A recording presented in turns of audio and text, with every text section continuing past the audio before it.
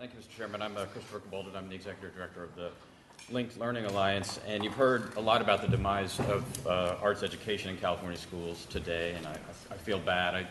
In my senior year, in one semester, I took advanced orchestra, played oboe, and intermediate orchestra, played viola, jazz band, played clarinet, drama, played Fagin and Oliver. I feel like I used up all of the arts courses. They're no longer available.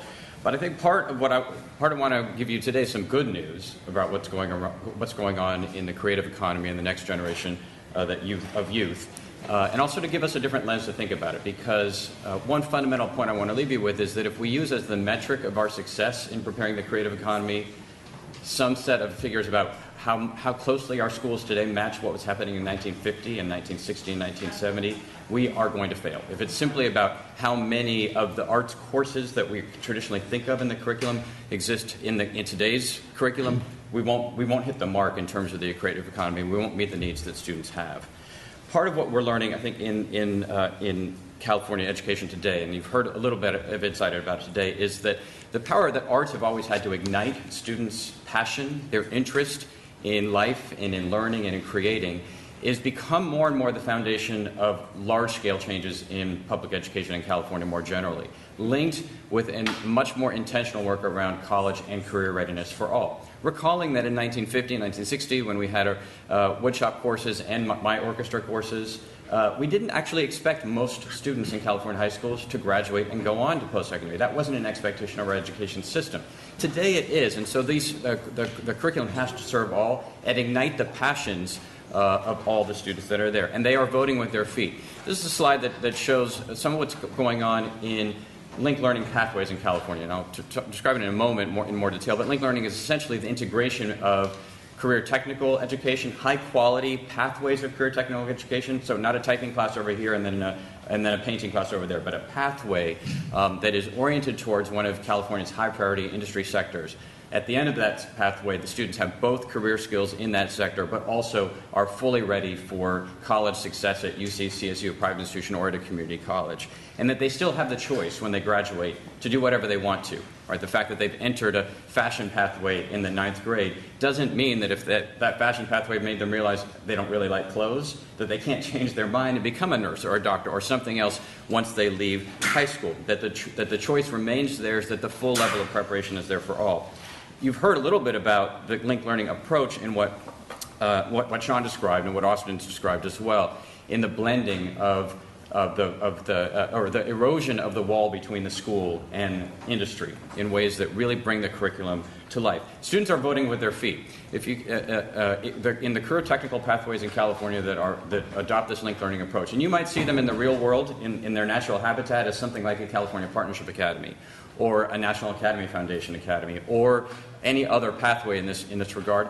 The largest number of these are in the creative sector. And in fact, the largest raw number is in arts, media, and entertainment directly.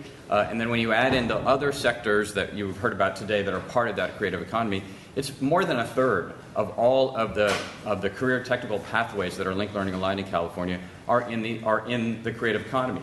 And that's partly because of fantastic teachers and vice principals and superintendents who have this vision, partly because of companies like Pixar that step up to the plate, and largely because students are demanding it. And so the interest that students are demonstrating and the response by schools to integrate the creative curriculum throughout high school education is really taking off. Now, it isn't just Ignite, right? So it isn't just get people excited. I know when I took my orchestra class, it didn't make me feel any more interested in my Algebra 2 class. In fact, it reminded me how boring Algebra 2 really was. All I couldn't wait. So yes, orchestra brought me to school, but it did not excite me about Algebra 2. The key here is about integration of the curriculum, right? It's that sort of academics versus art, setting up art versus math as math and English is a dead end. It's that romantic nostalgia about things how they used to be when they really weren't, and it ignores the need for the broad range of college and career-ready skills that all students need to have. Because math, I saw a quote earlier up today that said math is taught by playing an instrument. Well, I played several of them. I didn't learn Algebra 2 or geometry by playing those instruments. Yes, there is a connection, right? There's fundamental math that's involved, but math is taught by playing a musical instrument if you have a teacher teaching you math through that musical instrument, right? Teaching is it's not just some mystical thing that happens to you. It must be intentional. It must be purposive. It must be affirmative integration that is occurring between your math teacher and your music teacher at the school site. It takes a real linkage, and it takes real work.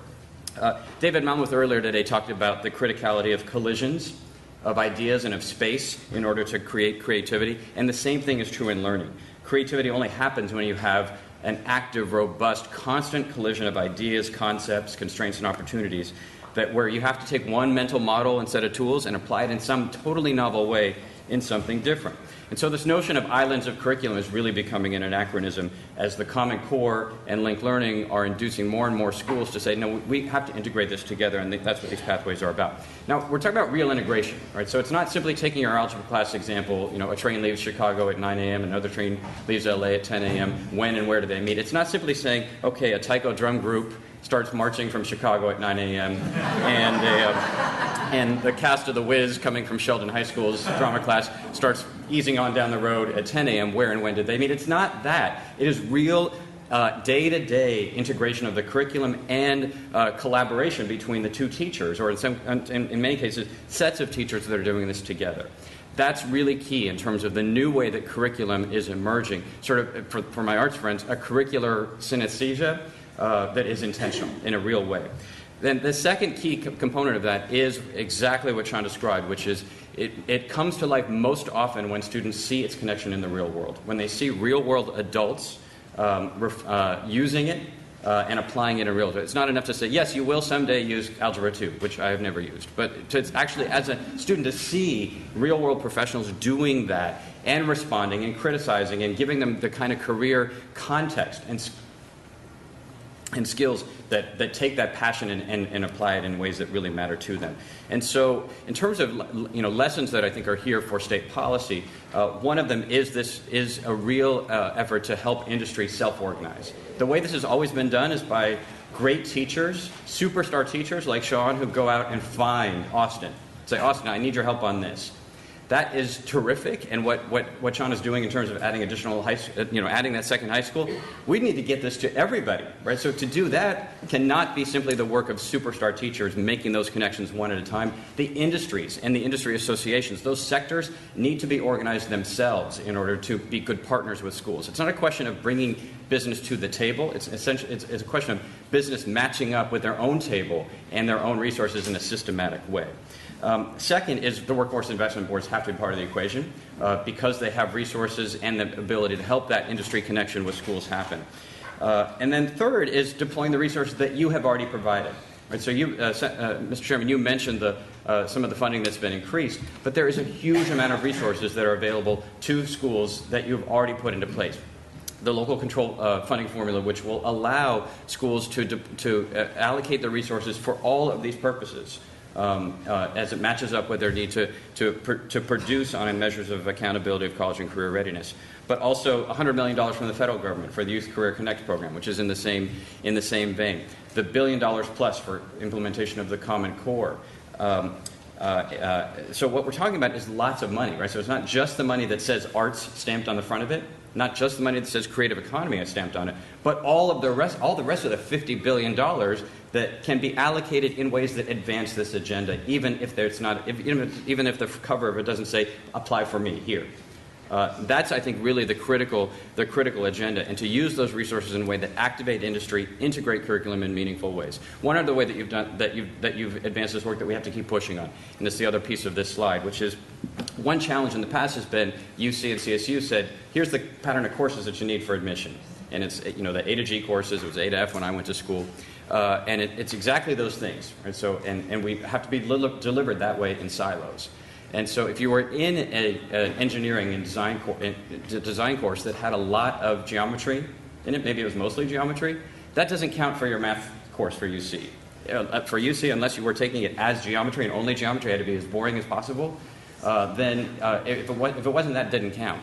What UC and public schools and CSU have been doing over the last several years is trying to break those barriers, create integrated courses that simultaneously are part of a digital media career technical program, and also meet one of those academic course requirements for UC and CSU. That's happening in a variety of sectors. The number one sector that has made progress in all of California's high priority 15 sectors is arts and media and entertainment. Right? That's been the number one area of progress in that regard. And I think it shows both the fire and the passion of the creative economy, but also the great need and the great demand by students for this to happen. And so that support is really critical. Now, I'll give you one caveat as I end with that piece of good news, which is that most of those courses are qualifying for the F requirement out of A to G, F being the visual and performing arts.